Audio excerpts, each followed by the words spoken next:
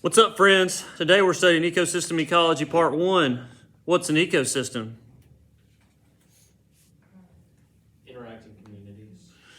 Yeah, so an ecosystem for you math nerds out there is going to be abiotic factors, the non-living components in an ecosystem like wind and nutrients and temperature, plus the biotic factors or community, like Walker said, all of the living things in the ecosystem. So those two things together make up how an ecosystem functions. Abiotic, living things, those things working together are going to determine what happens and what you have in an ecosystem, how things flourish, how things find their demise. So we're going to look a little more detail on how these ecosystems work. So we've got a few sets of notes here this week. For those of you in my class at the Hillcrest, we have a test at the end of the week, so we'll be finishing up ecology here. Let's go through the different trophic levels. So you need to draw these out, make sure you know and understand each one of these. I've got them over here on the board, already kind of set up. Hopefully this is something you remember from 9th grade bio. But let me turn it a little more. There we go. So always on the bottom trophic level. Trophic levels, what did I say about ecology? It's important you know and understand the relationships and flow of energy, okay? And so food webs and food chains kind of show both of those things. They show relationships, predator-prey relationships, and they show the flow of energy as it's transferred throughout an ecosystem, okay? So in a food chain or food web, always on the bottom level, you have your Primary producers. So producers are going to be algae, photosynthetic bacteria, plants, and chemosynthetic bacteria like in deep sea vents. Does that make sense? Okay. So those are your producers. They are the base of your food chain. The other things are going to eat and consume in order to get the energy that they need. Okay. Now, on the second trophic level, what do we have? Primary consumers. Now, this confuses some people. Primary means first. Your primary consumers are always on the second level. So just keep that straight. Remember, producers are on first level. So primary consumers are always going to be on the second level, okay, because they're eating things below them. And another name for those primary consumers is, what are things that just eat plants? Herbivores, no vegetarians. Yeah, herbivores. Okay. So, just kidding. So herbivores are things that just eat plants, and so they are on the second level. Now, in general, things on the primary consumers, are they big or small? Small. Okay, that's a misconception. All right, well, I don't know. They can be big or small, right? Yeah. What are some big things you can find on the second level? Elephants. Cows, elephants, deer, giraffes, hippos. So, yeah, bison. So you can have, now, there are a lot of very small things on the second level that just eat plants, like grasshoppers and crickets and other small bugs like that. But there are lots of very, very large things that go on the second level. So don't think, it's bigger always as you go up. Now, a lot of times it is a little bit bigger as you go up, especially if you're talking about predators, because typically the bigger the predator, the easier it is for you to consume stuff under you. But do elephants have natural predators? There's a couple places in Africa where lions will naturally hunt them at night, but usually it's smaller ones and it's kind of isolated populations. It's not like a all over the Africa or Southeast Asia kind of thing. Yeah, and probably the same goes for hippos and rhinos too. There's not a lot of natural predators, but occasionally some lions will team up in a pride and sort them out. Third trophic level, what do we have? Secondary consumers. So these are your second consumers. They're on the third trophic level because on the first trophic level, we just have producers. Now, these consumers could be what type of eaters? Could be omnivores, where they eat plants and animals, or they could even be carnivores. You could think of a food chain where you had like grass, grasshopper, and then maybe a spider up here. Or like a small lizard, and it may only eat things on this second level, so it could be a carnivore on that level. So it could be either or, carnivore or omnivore. Okay. On the fourth trophic level, what do we have? Tertiary consumers. Tertiary means third. Okay, we talked about that with like a tertiary structure of proteins. So these are your third level consumers. They're on the fourth trophic level.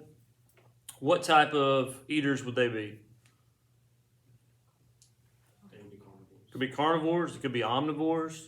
Okay, so it's going to vary. Your once you get to like the third level, what's going on in the next levels could be either carnivores or omnivores, either one. And then on the fifth level, we call those quaternary consumers. Quaternary, quarter means fourth. So these are your fifth level consumers. These are usually your apex predators like bears and mountain lions and lions and hyenas and stuff that's at the top of the food chain. Things that other things aren't naturally going to eat, okay, on a normal basis. Now, if you were in Africa and you had like a cheetah and a crocodile, you'd probably put both of them on the top level. Now, I think I saw a TikTok or something the other day. Somebody showed me where a crocodile was killed a cheetah. Did y'all see that? Yeah. So something like that happens on occasion. It's pretty rare. Usually when we're putting stuff on our food chains and webs, we're putting stuff that normally eats other stuff, not the rare, weird instance of, the cannibal human or whatever. So keep that in mind. Now, typically we only have about 5 trophic levels in an ecosystem because There's only so much energy to be passed. that's right. So there's only so much energy that can be transferred from one level to the next level to the next level. And so by the time you get up here to the top, you're really running low on the amount of energy that's available for something else that they could consume. Now, there's some exceptions. There's one aquatic food web that I usually do that has about 7 or 8 trophic levels, but the first like 3 or 4 are very small plankton, and so it's really an exception to the rule. But it's like that because you have like photosynthetic bacteria or phytoplankton, then you have like small zooplankton and larger zooplankton, and then some krill that are barely above those, and so you wind up with 3 or 4 things that are very, very almost microscopic, eating one another in the water column.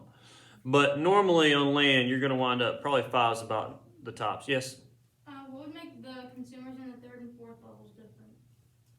They're just eating something under them. Okay. So anytime like you're looking at the different levels, these are probably the 2 most confusing, Mariah, because producers are easy, herbivores are easy. Top level carnivores typically are easy to pick out. Ones that are maybe less confusing, depending on how much information you're giving, is where do they fit here if they're these type of consumers. And so really you'll have to look at what they're eating. If not much information is given, usually I'm pretty either or there. Like something given, but it's fairly large, like a fox, but it's only showing you eating one thing down here. Well, I would still probably put it on this level. Just because a lot of times the information you're given when you're making food webs or food chains is very incomplete in terms of the entire ecosystem. So that's one of those kind of either or areas right here. Top level predators pretty easy. Herbivores, producers are easy usually to pick out, but that third and fourth level, that can be confusing. Okay. So let's do an example of like there's not much energy at the top. Okay, so we have a forest back here behind the school that's probably 50 acres. In that forest behind the school, let's say we fenced that joker off, like high fenced it, we threw a tiger in there. How many deer would we need in that fenced in area in order to maintain that deer population? Meaning they could have babies and they could grow and have more babies. And okay, let's say it's 100 acres, okay? Or maybe let's say give them a little more. Let's say there's 500 acres and you've got 1 deer, or you got 1 tiger, which is going to be roughly about a square mile, okay? So how many deer would you need in that 500 acres in order to sustain the tiger and also maintain the population? A lot. Like how many? I don't know. How many deer do you think a tiger's going to eat a week? Is that the only thing it's eating? What's its main source of food? 2. 1 or 2? Let's say maybe it just eats 1. Like it's a really lean tiger. Okay. Even if that were the case, how many deer would it eat a year? 365. If it ate 1 a week? 52. 52. Good. Yes, 52 weeks in a year. So if that was the case, if it's eating 52 a year, you still got to have a lot more than that in order to make babies and replace the ones that have died. So you would probably need like 100 to 200 at least in order to maybe more to maintain a stable population for that 1 tiger. And that's assuming that tiger is only there by itself and doesn't have babies and isn't, reproducing. So one tiger, a couple hundred deer. That's a lot more at the top than you have in those lower trophic levels. So it takes a lot to sustain those bigger animals toward the top, like humans, right? All right, it takes a lot of food for us. So let's talk about different types of consumers real quick. So this is mostly going to be a review for you guys. Herbivores, what do they eat? Carnivores eat? Omnivores eat? Both, plants and animals. Decomposers. Now, I'm going to give you a little more detail on here. Different types of, what are the two main types of decomposers? What? Bacteria. Worms? What'd you say? I thought worms. Worms are decomposers. That's probably not the main type. What? Bacteria and fungi. Bacteria and fungi are your two main decomposers, okay? Those are the ones that are breaking down probably the most stuff on the planet. Now, there's other types of decomposers, Those decomposers are they're like secreting enzymes and stuff, and they're sucking back up digested material that they've broken down through that process. But then you have like scavengers. You could consider them a type of decomposer because they're eating dead material. What do you call like the dead stuff on the side of a road that scavengers eat? Starts with a C.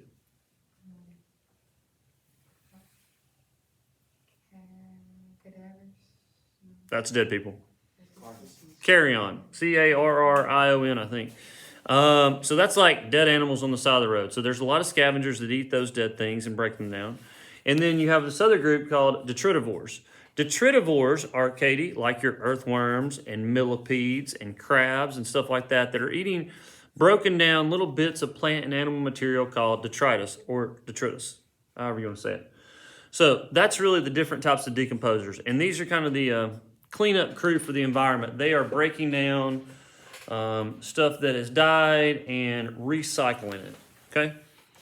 Now, part D, law of conservation of, let's go over the two laws of thermodynamics. I don't know why they put the second one here, but let's go over the first one first.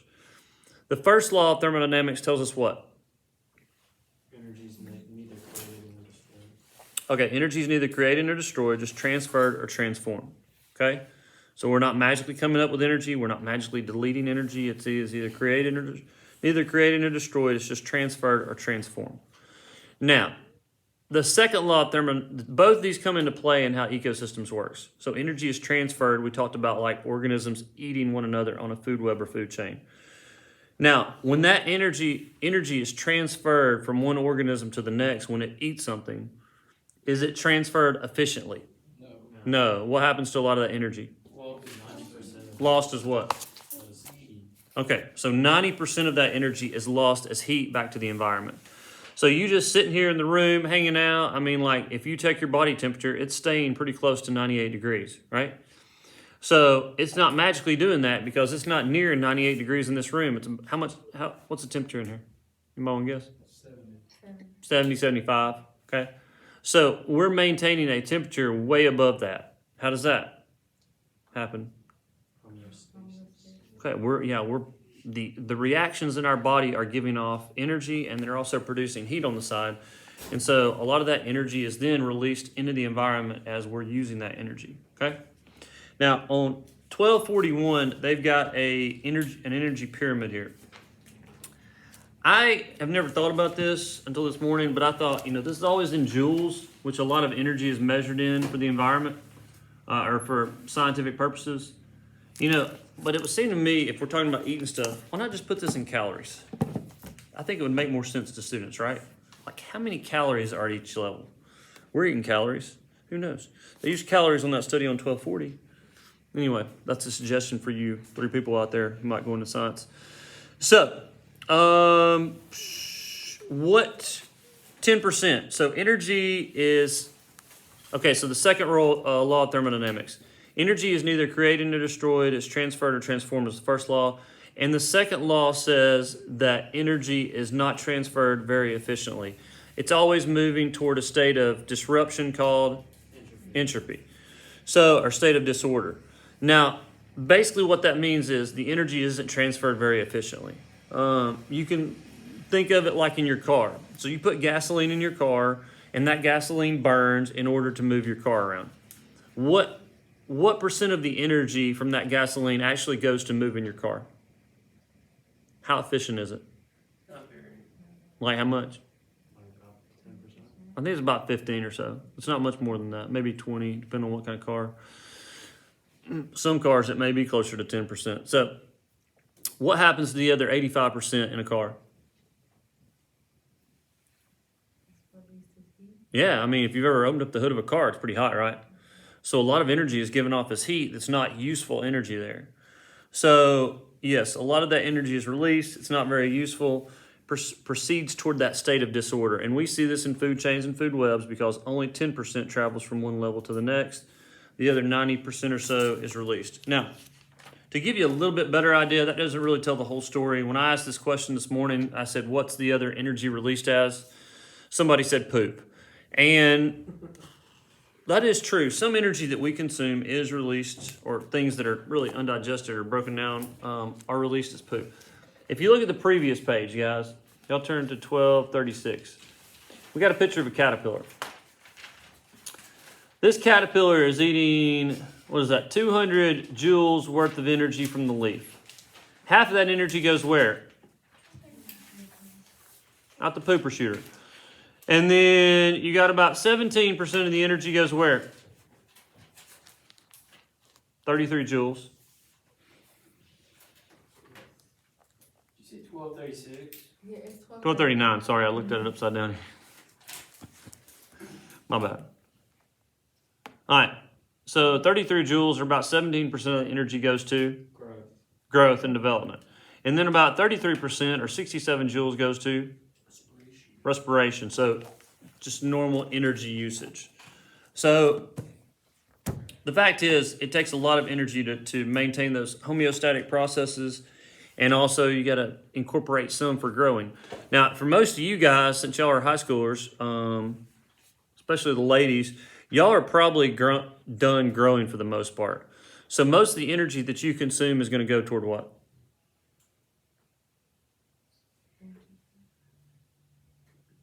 Homeostatic functions, right? You're not growing anymore, right? Most of y'all are adult size. So most of the energy that you're consuming is going to be going toward maintaining bodily functions, cells growing, dividing, but you're losing a lot of cells. So I wouldn't say growing, maybe replacing old dead cells, since you're not producing a lot of new ones. Now, if you're a young kid who's like 8 years old, you still got a lot of growing left to do. So you've got to put on a lot of weight, you got to put on protein, and you need fat. And so you're going to actually add a lot of that energy into your body.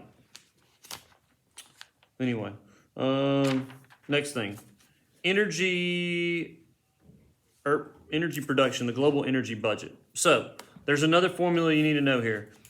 Net productivity, or NPP, net primary productivity, is equal to GPP minus R. Okay. What is NPP? What does net mean? If you're a producer, what is your net productivity? That's like the amount of energy left after all of the reactions that happened. Okay, that's the amount of energy that's left after the reactions and things that you needed energy for.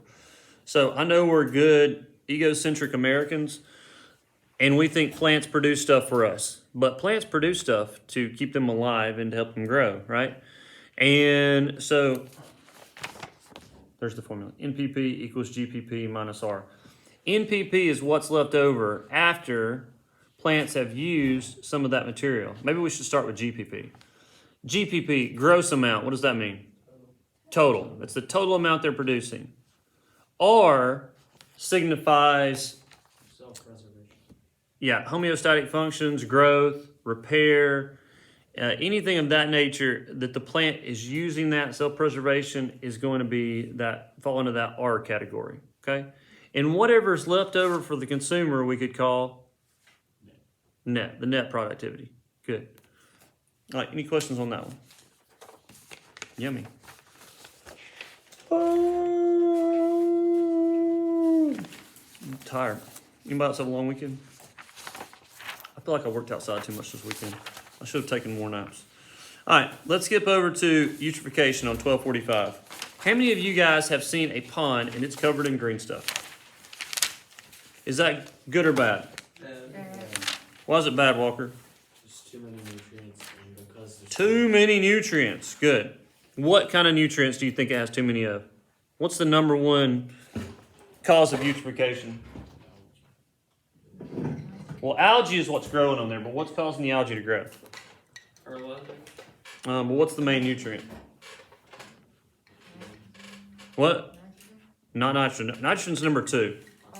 Phosphorus. Good. Okay, I'm going to take you through the steps here. Eutrophication is caused by an increase in nutrient runoff in a pond or lake. Nutrients that usually come from sewage, fertilizer runoff, or animal waste. So a lot of this happens with farms. So you have a runoff of waste, and think of in the pond or lake, think of it like you're baking a cake, Ashlyn. Or let's say you're baking a bunch of cakes, and you have all the ingredients you need to make a bunch of cakes except for the sugar. So what can you not do? Yeah, you can't make a cake. And don't tell me about sugar-free cake. That's not a cake. So if somebody brings you some sugar, you can make a bunch of cakes if you got all the other ingredients. So in a pond, it's like all the other ingredients are there except for phosphorus and maybe a little bit of nitrogen. So when there's runoff of phosphorus and nitrogen, or sewage, which also has that in it, or organic waste, which has that in it, when that runs off into the pond or lake, then you've got everything you need to grow a ton of algae, okay? And so nutrients run off, algae grow. Algae are kind of microscopic and they're small and they're not very long-lived, so algae grow, algae die. And once they start to die, what happens? You got a bunch of dead algae in your pond. What's going to happen next? We just talked about It's kind of like you eat them, like decompose. Okay, something's going to decompose them. What is it going to decompose? Bacteria. Primarily, bacteria in the water is going to help decompose those algae. And as they break them down, the bacteria, when you eat something, what do you use? Or no, you use oxygen. Oxygen.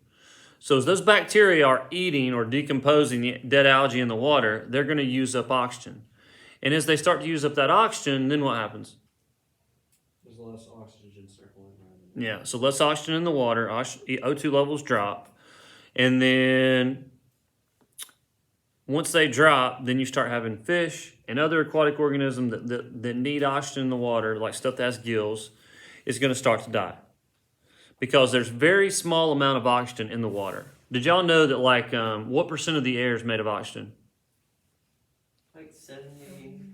That's too much, that's nitrogen. 78's nitrogen. 18. 21 is oxygen.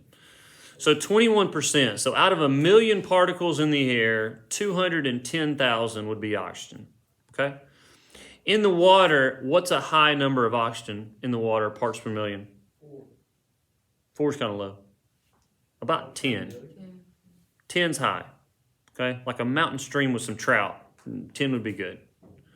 So high oxygen in the water, 10 parts per million. Normal oxygen in the air, 210,000 parts per million. So once oxygen levels in the water go from about 10 and they start getting down to 7 and 6 and 5 and 4, you're not having much, even in a place, even something like catfish or bass that don't need much oxygen, they're going to start dying really quickly, okay? They even start coming to the top. They're trying to breathe out of the air. They're so desperate. All right, next thing.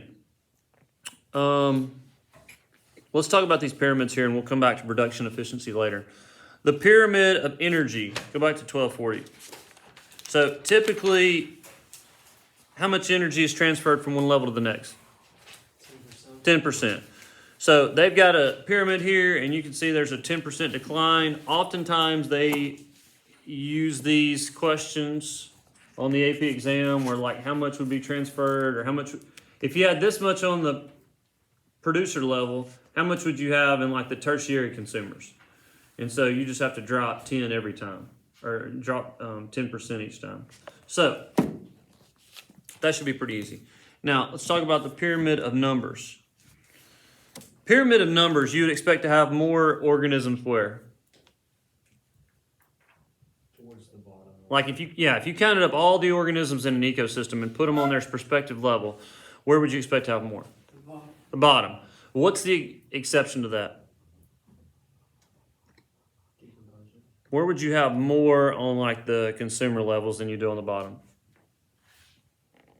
And I'll say this, I usually leave decomposers off to the side because they're not actively taking something out of the food chain. So you might write in like dead stuff at the bottom and they're kind of breaking it down. What was the question? What was the question? What would be the exception to the pyramid of numbers where you have less producers than you have consumers? The ocean. Ocean got lots of algae, right? Now, that is going to affect the biomass pyramid. We'll talk about that's on 1241. What about trees? You can have one tree, and how many organisms can live in one tree? On or around it? A lot. You can have a lot living in the bark. You can have a lot of, if you think about the rainforest, you can have like hundreds of plants that are living on the tree. And then you can have hundreds or thousands of insects, and then a bunch of bird nests and other stuff that can be in the tree. So you can have like one tree and a bunch of consumers above it, okay? So it's a little bit of an exception. And then the biomass pyramid. Normally we think of biomass pyramids as you got a bunch on the bottom and then less as you go up. And in general, that's true. But there's one example the book gives you that's also an exception to that. And if you look at it over here, okay? It talks about primary producers or plankton and then the primary consumers. And for some reason, there is a larger amount of primary consumers than there are primary producers. What is the reasoning for that?